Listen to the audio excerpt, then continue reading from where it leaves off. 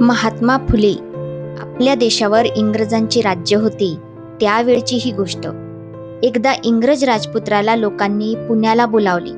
राजपुत्राने येण्याचे कबूल केले. राजपुत्र पुण्याला येणार म्हणून सर्वांना आनंद झाला.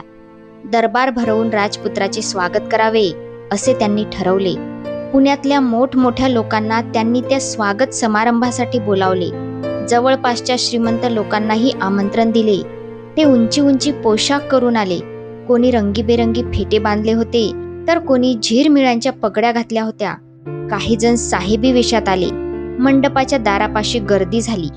बाहेर शिपाई उभे होते. बंदोबस्त कडक होता. निमंत्रण पत्र पाहून शिपाई एकेकाला आत सोडत होते.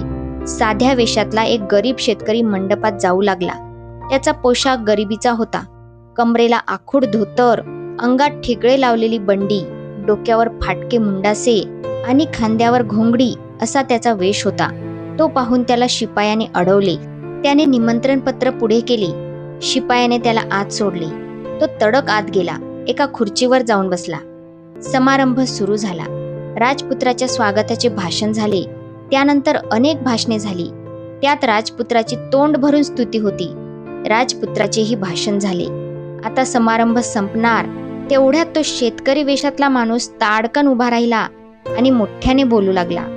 माझा हा असला पोशाख बघून तुम्हाला नवल वाटलं असेल. तुम्ही गोंधळात पडला असाल.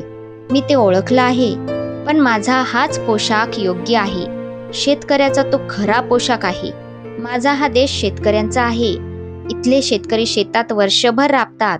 रात्रंदिवस कष्ट करतात. पण त्यांना पोटभर अन्न मिळत नाही. राहायला घर मिळत नाही. आपल्या त्या शेतकऱ्यांचं दुःख राजपुत्रांना कसं कळणार? दरबारातल्या या श्रीमंत लोकांकडे बघून त्यांना वाटेल की हा देश श्रीमंत आहे. भरजरी पोशाखातल्या या माणसांना पाहून त्यांना वाटेल की हा देश सुखात आहे. पण ते खरं नाही. या देशातले शेतकरी गरीब आहेत. ते हालात दिवस काढत आहेत. त्यांचं दुःख सगळ्यांना सांगावं, राजपुत्राला ते कळावं म्हणून मी इथं शेतकऱ्याच्या वेशात आलो आहे. या देशातल्या शेतकऱ्यांचं दुःख राजपुत्रांनी राणीसाहेबांच्या कानी घालावं.